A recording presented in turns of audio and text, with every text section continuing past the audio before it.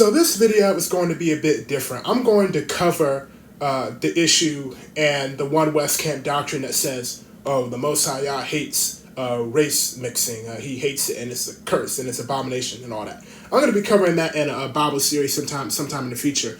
But this is just a little discussion video about some of the things that the One West Camp doctrine teaches about this.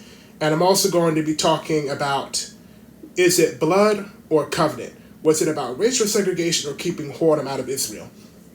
Now, one thing I'm going to mention is in the book of Tobit, they go to multiple sources to prove their doctrine, to talk about their doctrine. They go to Jubilees chapter 30, they go to Ezra and Nehemiah, and they go to the book of Tobit.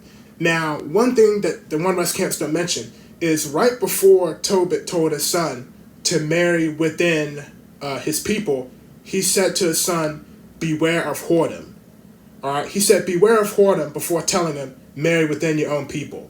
So what is whoredom? When you look behind the word whoredom in scripture and in the Hebrew, whoredom means idolatry and harlotry, idol worshiping and harlotry. All right, and we can look back at Jubilees chapter 30 as well, because they'll talk about how the word abomination was used, and they'll use that as a source.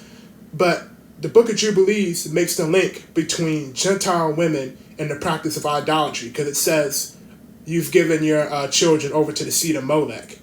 All right. Now, one thing that we must keep in mind is when Israelites in the Old Testament were telling their sons not to marry a woman of another nation, we need to understand that Israel was the only nation that had the law. Israel was the only nation that was circumcised and that was keeping the law. Everybody around Israel was dangerous in terms of idolatry and harlotry and all that type of stuff. Obviously, you had exceptions, which proves that other people can't come in. You had your Ruth the Moabitess, you had your Rahab, and one thing they won't even mention, they probably try to make him Israelite, but Bathsheba, before David, wasn't even married to an Israelite. She was married to a Hittite, and that would be so-called interracial marriage today, and so-called interracial marriage is going on in David's kingdom, and the Most High Yah did not tell David to, snuff it out and break it up. The difference was they were both keeping the law, all right? And one thing we can also precept with Jubilees chapter 30 is when Judah married a Canaanite woman, it said that he committed abomination. And the abomination that it said he had committed was marrying a woman of another god, of a strange god. It didn't even mention the fact that she was African. And we can link that up to the same abomination from Jubilees chapter 30, talking about the people of the seed of Molech, idol worship, child sacrifice, all that type of stuff. Now, when this was happening and Israelite parents were wanting their sons to marry within their own people, like I said, we need to understand this. Everybody else was doing idolatry. And an Israelite woman was a safe way to know that you would not have a wife who was practicing idolatry, witchcraft, and harlotry. So it was an easy way to make sure you got a woman that was approved by the Most High Yah. But here's the thing, folks. This is no longer the case. I have sisters and my family who couldn't give less of a flip about the law and the Most High Yah. And they are full-on black women. I mean, they practice idolatry, they worship other gods. Christmas, people have linked Christmas to Molech. So they worship Molech. These are black women in my family. They worship Molech, all right? They do Halloween. They eat all of the unclean foods, pickled pig feet, frog legs, the whole 9 yards.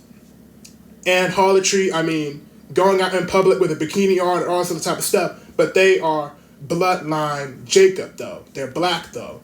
So is it blood or covenant? Because when we get obsessed with race and blood, you're saying that the Most High Yah would be okay if you marry someone like I just mentioned because they're black. And that's why I put the black chick here with the Christmas tree on. And you have the black man trying to figure out, is this of the Most High Yah's will? It was never a race problem, but this wasn't coming up back then because Israel was under the law when no one else was. But that's not the case no more because Israel has rejected the Most High Yah's covenant. And we have people in these One West camps who are pushing the narrative that if it's black, it's holy, and anything else is evil. But the Most High said he don't look as man sees. Man looks on the outside, but the Most High Yah looks at the heart. You look at it, and there's very few women all around the world who would be approved in righteous marriage of Yah nowadays. And it's the same way for men. There's a lot of evil men out there of all different nationalities. So if you go with the black, if it's black, it's right, basically, that's a problem. Because speaking from the man perspective, most black women don't serve the Most High. Most of them actually don't want to and have no interest in it. And most of them actually worship other gods. Christmas, that's worshiping another god. Halloween, that's worshiping another god. Polluting the Sabbath. And a lot of them, they don't even want to hear it. It's not like they're just waiting for someone to teach them. I've experienced it. They do not want to hear it. And Israelite men in the truth can hear about this, of having sisters who are in the world and have no interest in it. All right, so it's not about that, because if it's about color, that's a problem. Because the abomination was about a woman of another god. It wasn't about a woman of another ethnicity. So if we follow the Torah and the woman of another god, I could marry a black woman right now who would put the same curse on me that was happening to Judah because of the Canaanite woman. You see, it doesn't work that way. All right? And there's something I have to cover some of the time, but it's, some people might have heard of the Nation of Islam and a lot of the wicked false doctrines that they have, but Israel has adopted the customs of the heathen. We're supposed to be a light unto the Gentiles. We're supposed to be a set-apart nation so other nations can see how we're supposed to live. But the problem is we live just like them now. We eat the unclean foods. We keep their holidays, their traditions. We watch the dirty stuff that they watch on TV. We listen to the trashy music. We're dressing immodestly. We're greedy. We're rude. All this other type of stuff. We're falling into the ways of the heathen instead of being an example. But you got people saying that it's a color issue. And I'm going to say this right now. Even people who claim that they follow the Bible, most of them would not be accepted by the Most High Yah. Because if you have a woman who knows she's Israel, but she's going around calling the white man the devil and he's Esau and he can't be saved, and she's giving hate messages on Facebook telling all these Asians to just go jump off a bridge or whatever, the Most High is not going to want that. The Most High is not going to deal with that. So even women who know they're Israel, they're not on the level of a Judith or a Rachel or a Rebecca. And it's the same thing with the men. Knowing that you're Israel is only half of it. If you have that hatred spirit, you're not working in the Holy Spirit. And based on that hatred spirit, that shows that you're not keeping all the law. Because even though Esau ain't the white man, in the word, just like sons and daughters of the covenant of Yah mentioned, whoever your Esau is, I don't care if your Esau's Chinese or South Korean, whoever your mind tells you Esau is, you're not allowed to hate him. Thou shalt not abhor an Edomite. And that's a part of the law.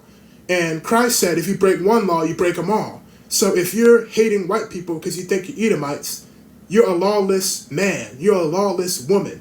And one thing I'm going to mention is when Samson was talking about he really liked that Philistine girl, he wanted that woman, what did Samson's parents say? They said, why do you have to go unto the uncircumcised Philistines? The circumcision was a sign of keeping the law and being a part of the covenant of Yah. Because when you read about Gentiles, people of other nations coming into Israel and being a part of the house of Israel, they were circumcised. They were keeping the law. They were a part of the covenant. You realize they said they're an uncircumcised people. They didn't say that they're unblack people.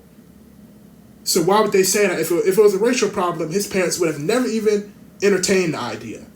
They were upset at the idea that Samson wanted to be among lawless women and lawless people. That's what their issue was. And this is going to hurt a lot of the One West folks, but the Most High Yah would sign off on a marriage of a Chinese woman who keeps the Sabbath, who knows the scriptures, who dresses modestly, completely humble, intelligent, soft, meek, follows the dietary laws, does everything she's supposed to do, versus one of these Christmas celebrating Molech seed women who has the DNA. And that's the truth. And that's going to be very offensive to a lot of people. But the path is narrow. And the path of interracial marriages of the devil, that path is about as wide as Daytona International Speedway. But following the scriptures is about a sidewalk, if that. So I wanted to put this out there because it is not a blood thing. It is a covenant thing. And the reason it made it look like it was a blood thing is because back then all the Israelites were keeping the law. But all the Israelites aren't keeping the law now.